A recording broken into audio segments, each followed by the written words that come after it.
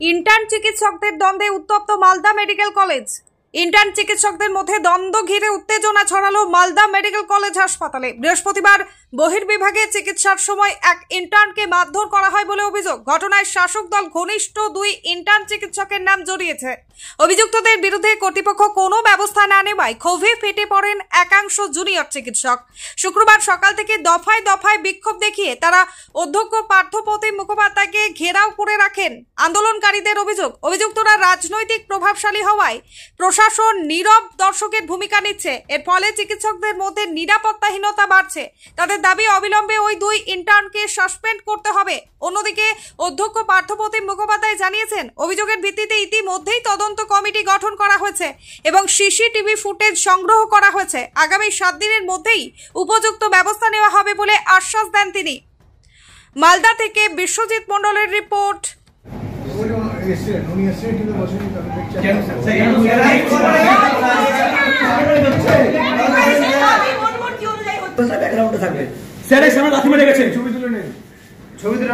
দেখো college council কোথায় আছে? লজ্জা কলেজের লজ্জা প্রিন্সিপাল যাকেই ডাকুক কেউই আসে না।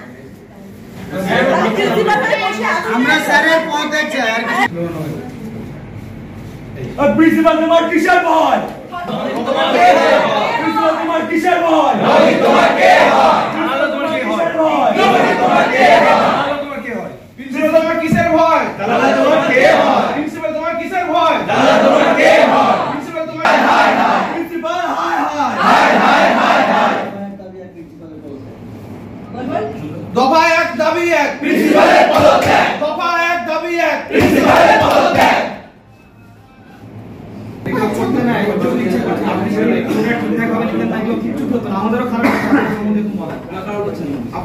বাড়ি তৈরি করবেন ভাবছেন? বাড়ি তৈরির সমস্ত সরঞ্জাম কোথায় পাবেন? চিন্তার কোনো কারণ নেই। সমস্ত চিন্তার অবসান ঘটাতে আপনাদের হাতের কাছেই আছে শৌর্য মার্বেল অ্যান্ড টাইলস। বাড়ি তৈরির সমস্ত সরঞ্জাম, ইট, বালি, স্টোন চিপ, সিমেন্ট, রড থেকে শুরু করে সমস্ত কিছুই পেয়ে যাবেন শৌর্য মার্বেল অ্যান্ড টাইলসে। শুধু তাই নয়, বাড়ি তৈরি করলেন, বাড়িতে পাথর বসাবেন, টাইলস লাগাবেন, বেসিন লাগাবেন, তাও পাবেন শৌর্য মার্বেল অ্যান্ড টাইলসে। Marble, granite, tiles, sanitary, bath fittings দ্রব্যর একমাত্র বিশ্বস্ত প্রতিষ্ঠান। আমাদের ঠিকানা হলো ভগবতী বালিকা বিদ্যালয়ের পাশে। আমাদের দ্বিতীয় কাউন্টারটি হলো গোঘাট 1 বিডিও অফিসের গেটের সম্মুখে।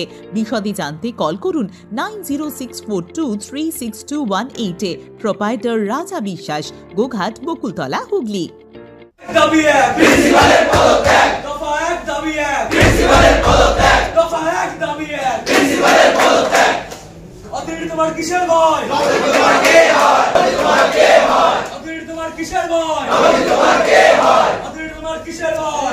ধিক ধিক ধিক্কার। অথরিটি ধিক্কার। ধিক ধিক ধিক্কার। অথরিটি ধিক্কার। ধিক ধিক ধিক্কার। প্রিন্সিপাল ধিক্কার। ধিক ধিক্কার। ধিক ধিক ধিক্কার। ধিক ধিক ধিক্কার।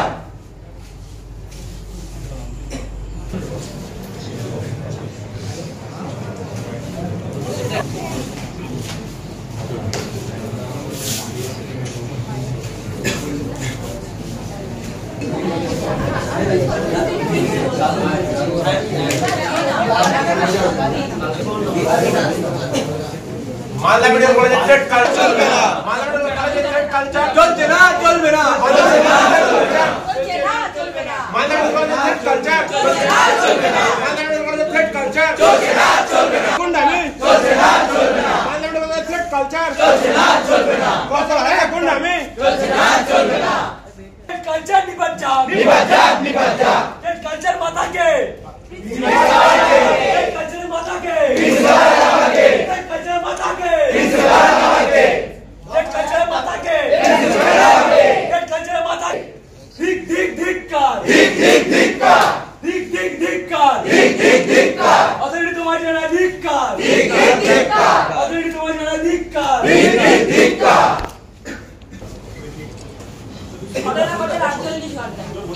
কত কনসার্ন অথরিটিতে এখনো অবধি একটা মিটিং বসলো না, একটা কোয়েশ্চেন পর্যন্ত করা হয়। কি করে বেড়ে দিচ্ছি? ইনকোয়ারি পর্যন্ত হচ্ছে না কোনো। প্রিন্সিপাল গুন্ডাদের গাড় দিয়ে নিয়ে যাচ্ছে। প্রিন্সিপাল মালদা মেডিকেল কলেজের প্রিন্সিপাল গুন্ডাদের গাড় দিয়ে নিয়ে যাচ্ছে। প্রিন্সিপাল এমএসবিপি গুন্ডাদেরকে গাড় দিয়ে নিয়ে যাচ্ছে।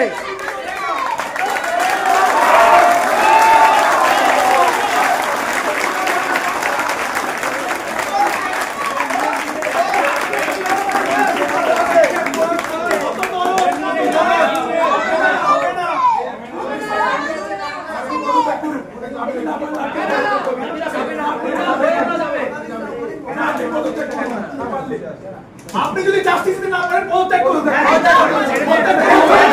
ছেড়ে দিন, ছেড়ে দিন।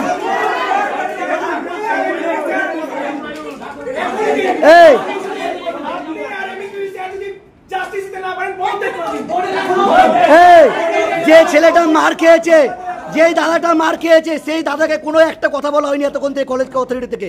একটা সহানুভূতিমূলক কথা বলা হয়নি। যে মেরেছে তাকেই বারবার সাহায্য করা হচ্ছে। গুন্ডাদের প্রিন্সিপাল এমএসবি নিয়ে যাচ্ছে গাড় দিয়ে, দেখে রাখো।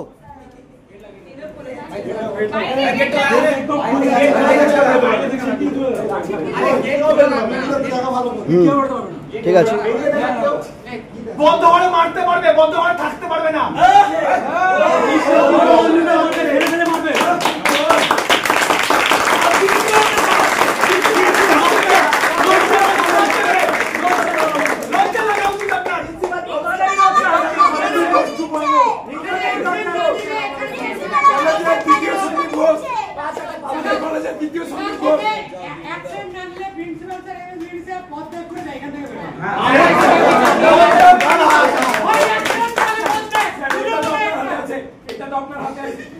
হ্যাঁ পারবেন তো।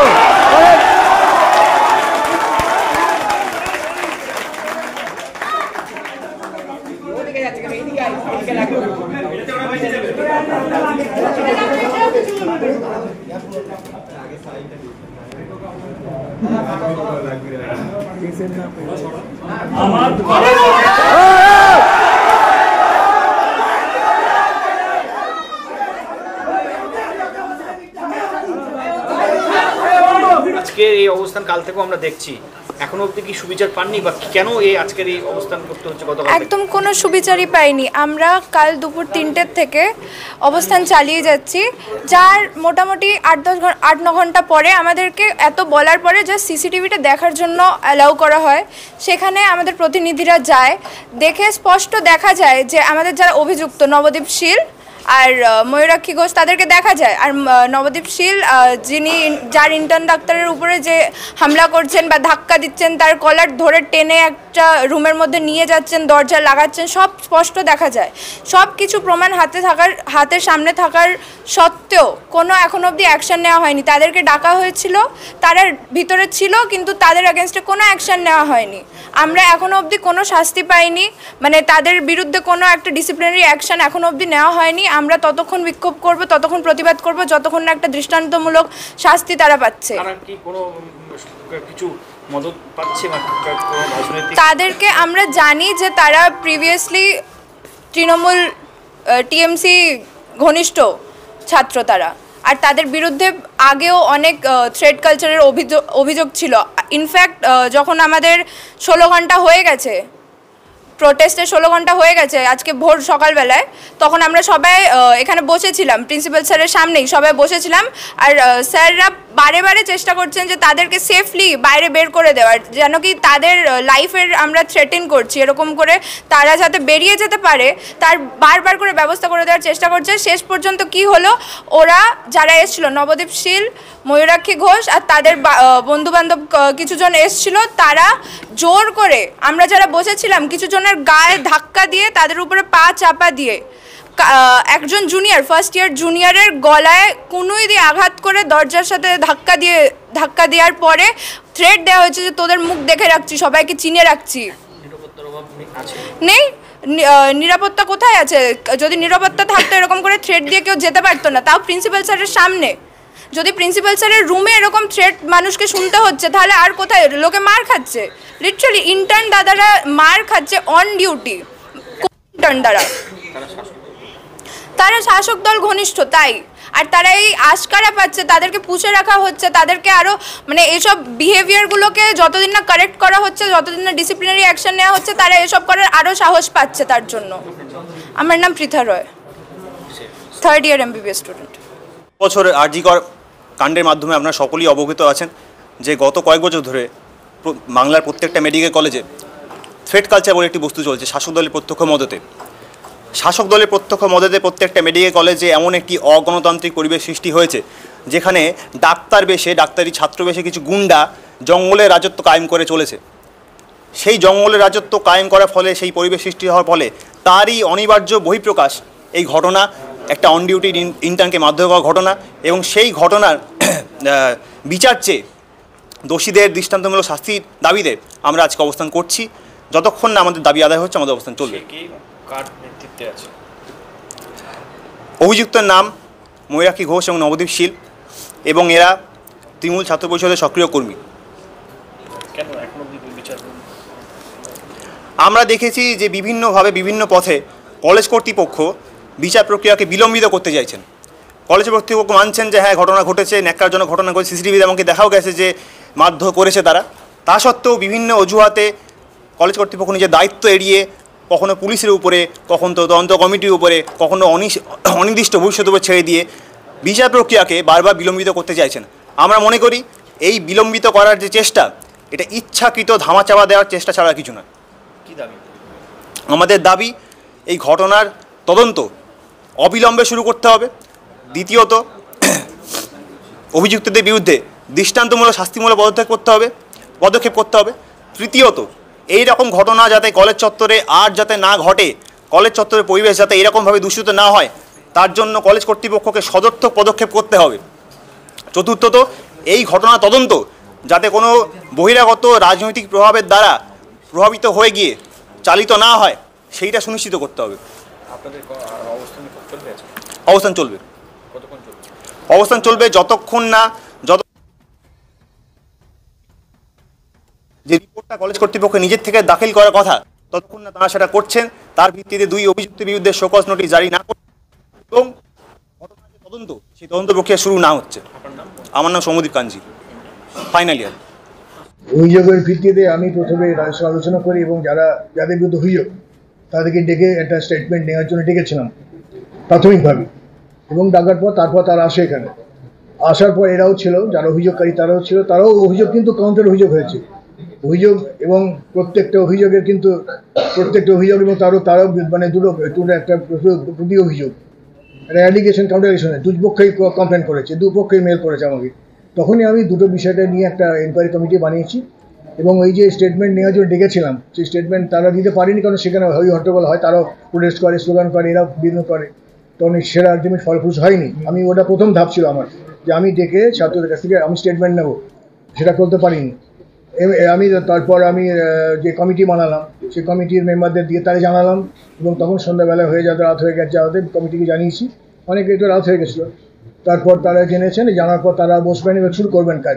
ইতিমধ্যে ওরা দাবি করে যে সিসিটিভি দেখতে হবে, সিসিটিভি দেখো ওই ফুটেজ, সেই সিসিটিভি ফুটেজটাও আমরা যদিও সেটা পদ্ধতিগতভাবে করতে হবে, কিন্তু তবুও আমি ওনাদের অনুরোধে, আমার ছাত্র দেখে অনুরোধ করেছে, সেই জায়গা থেকে আমি MSVD এবং আরও কিছু অফিসার্সকে পাঠাই, এবং ওখানে বলেছি আপনারা গিয়ে সিসিটিভি দেখুন, শুধু দেখে আসবেন। এবং 2 ছাত্র প্রতিনিধি যারা অভিযোগকারী গ্রুপস, বোথ গ্রুপস, যারা করেছেন অভিযোগ, যারা অভিযুক্ত তাদের বন্ধুবান্ধব তারাও সবাই গেছে। 2জন স্টুডেন্টকে আমরা পাঠিয়েছিলাম দেখতে, তারা দেখে কথা ছিল যে তারা ফুটেজ দেখার পর আমাদের ছেড়ে দেবে, সেদিনের মধ্যে ছেড়ে দেবে, কিন্তু সেটা তারা শোনেনি। যেই ফুটেজ দেখার পর ফিরে আসে, এসে নিয়ে তারা বলে যে এখনই অভিযুক্ত একটা কিছু অংশ দেখা গেছে, সেই জায়গার ভিত্তিতে আপনাকে অ্যাকশন নিতে হবে। কিন্তু আমি তখন তাদের বোঝাই যে ওইভাবে হবে না, আমাকে পুরো এটার সিসিটিভি ফুটেজ একটা অফিসিয়ালি রেখে ডকুমেন্ট নিয়ে তারপর আমাকে এনকোয়ারি কমিটির সামনে বিষয়টা, এনকোয়ারি কমিটি যা বলবেন রেকমেন্ডেশন, তারপর আমি অ্যাকশন নেব। এই পদ্ধতি করার জন্য আমি 7 ডেজ, আমি যে কমিটি বানিয়েছি সেটা 7 দিন টাইম দিয়েছি, উইদিন 7 ডেজ রিকোয়েস্ট করেছি, অর্থাৎ আজকে ছুটি পড়ে গেছে। তো আমরা চাইছি যে হয়তো সোমবারের মধ্যে হবে, কিন্তু এই সময়টুকু তারা দিচ্ছেন না।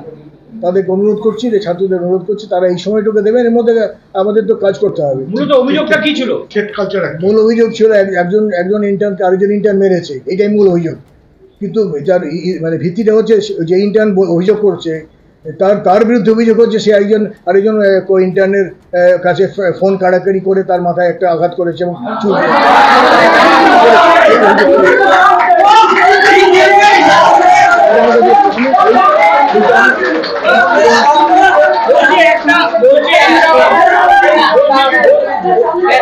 শাসক দলের ঘনিষ্ঠ এবং এই বিষয়ে এখনো অব্দি অ্যাকশন খুবই ঢিলে চামিলে চলছে, এই অভিযোগটা কত এবং থ্রেট কালচার এই বিষয়ে আমার কোনো মতামত নেই। আমি এখানে কতুলপুরে সর্বপ্রথম এমআরআই পরিষেবা যুক্ত 110 বেডের মাল্টি স্পেশালিটি হসপিটাল হলো মেডিকেয়ার জেনারেল হসপিটাল। স্বাস্থ্যসাথী মান্যতাপ্রাপ্ত এই হসপিটালে রয়েছে AC, non AC cabin, modern OT, ICCU, NICU, micro surgery, dialysis বিভাগ, ব্রেন ও spine surgery, cancer surgery, lift সহ নানান পরিষেবা।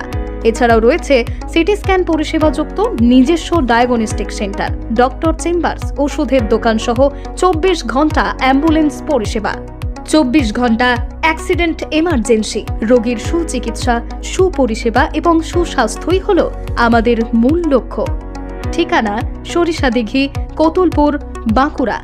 যোগাযোগ নম্বর 9434216662 অথবা যোগাযোগ করুন 9732212924 এই নম্বরে।